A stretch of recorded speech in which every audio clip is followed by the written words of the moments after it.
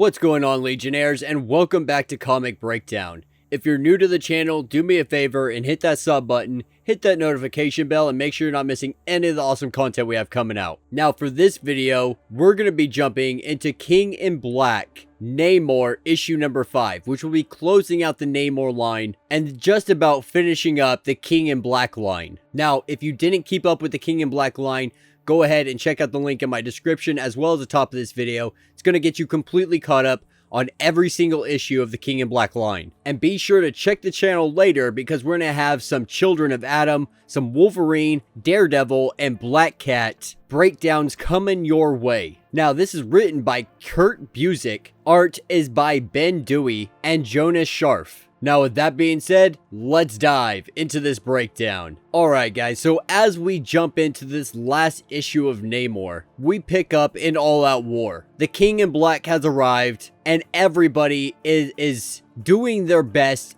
and using last resorts for this fight. Because this is a all-in fight. There's nothing that you can't pull back right now. And we saw people like Namor even turn to the darkest monsters they know because they had no other choice. And this is where he freed members of the Black Tide. Now, not all of them because that he just thought was too dangerous, but he did release the two most dangerous of all of them. One of them being Karza. And Karza tells Namor as they battle side by side, did he think about what happens? What happens after all of this? They may die here. They may all die, but what if they don't? Because she has thought about it. She's thought about it for such a long time. Now, Namor, he's not dumb. He knew exactly what she was threatening, and he knew that she could not remain free. He could not let her stay free as soon as this battle is on. But now he finds himself racing to the trench. And as he races down to the trench,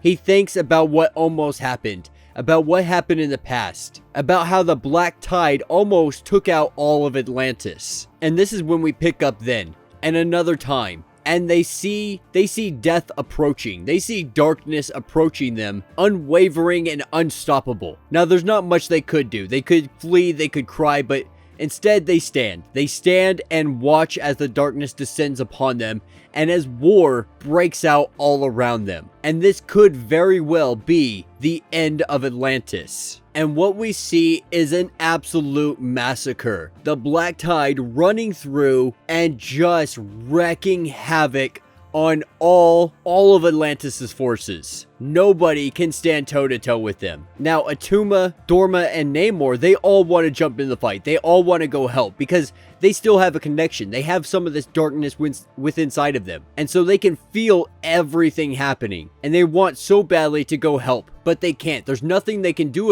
against them. They would just end up dying. But they do have the Unforgotten Stone. Unable to wield it because of its power, they don't really know what to do with it. They have all of this power sitting right here, but they're too afraid to have somebody touch it because then they'll be corrupted like the Black Tide. And so they don't know what to do here. They don't know what the best option is. And as they sit here and argue, Attuma, he's getting more and more infuriated with everything going on. The fact that nothing is happening, and Dorma finally has enough. And we see her rush in and grab the stone and swim away to the battlefield. And as she gets to the battlefield, she says a little spell that the wizards had taught her. And using this spell, we see a light projection come out of the stone, blasting into the forces of darkness. And this is when we see our three champions go toe-to-toe with the Black Tide. And this time the fight goes a little bit more in their favor because now they got a secret weapon. They got a stone that can literally blast energy light at darkness. And it's working. It's working relatively well anyway, but it's not working enough. It's not strong enough to completely obliterate them. It's just hurting them and holding them back. The thing is, she needs more energy. She needs more of this darkness to harness. And this is when Attuma says, take the darkness from me. Take it from Namor. It's still within inside of us. You can use it.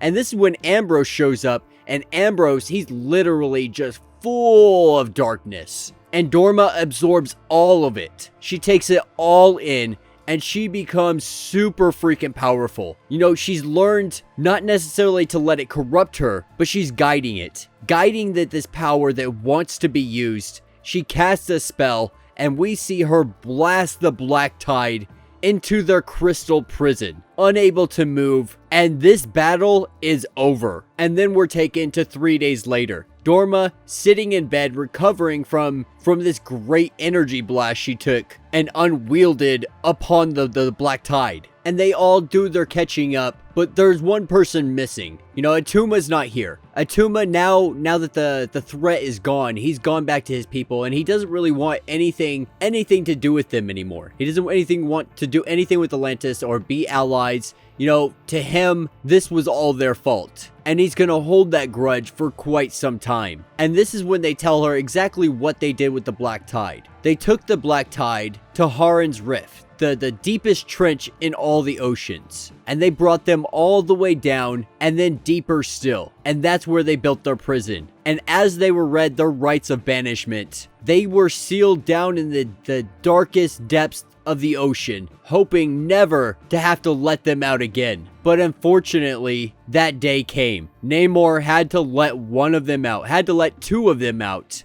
And in doing so, in the midst of the battle, they were able to sneak away. They were able to evade all forces amidst all the chaos. And as Namor makes his way down into the depths of this cavern, down to where the prison is, he gets down there only to find nothingness. To find the prison has been broken. It's been shattered, and all the prisoners are now gone. They have fled. Now Namor knows that they're gonna hide. At least for the time being, temporarily, they're gonna lay low. They're gonna wait for their chance. They're gonna learn the modern world and make their plans. But Namor has no doubt that they will return. They will be back, and they're going to strike. Now it's just a matter of when. And this is when Namor, he hears a voice from Dorma, and pretty much letting him know, like, when that time comes, when they arrive, I will be by your side. And so will Attuma. We will fight them yet again together. And for a moment, this makes Namor shudder. The thought of what's to come, it almost scares him. But for the first time, you know, since he freed them, he feels a faint, warm, slimmering of hope. And that is where this issue will end. So let me know what you guys think in the comments. You know, this is definitely building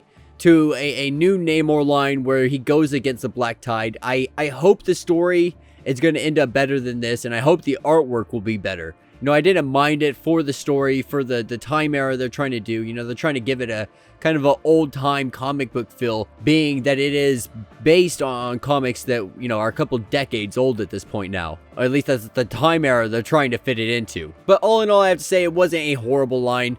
I think they could have done more with 5 issues. And like I've said with most of the King in Black stuff, a lot of this stuff felt rushed. You know, King in Black issues 1, 2, you know, 1 through 5, they were really awesome. I enjoyed them a lot. But these tie-ins, you know, they kind of felt like they were money grabs. At least some of them anyway. Other ones were really fantastic. But the Namor line itself, I just wasn't overly impressed with. So it's not something I could recommend that you go out to the comic book store and buy. But if you can end up grabbing it on Comixology, I would recommend doing that. Right now, I think it's $2 on Comixology for issue number 5. Be a great opportunity to grab them super cheap and flip through them and see if it's something you want to check out. But yeah, let me know what you guys think in the comments. If you have not yet, please do me a favor, subscribe to the channel, like this video, hit that notification bell, and until the next breakdown.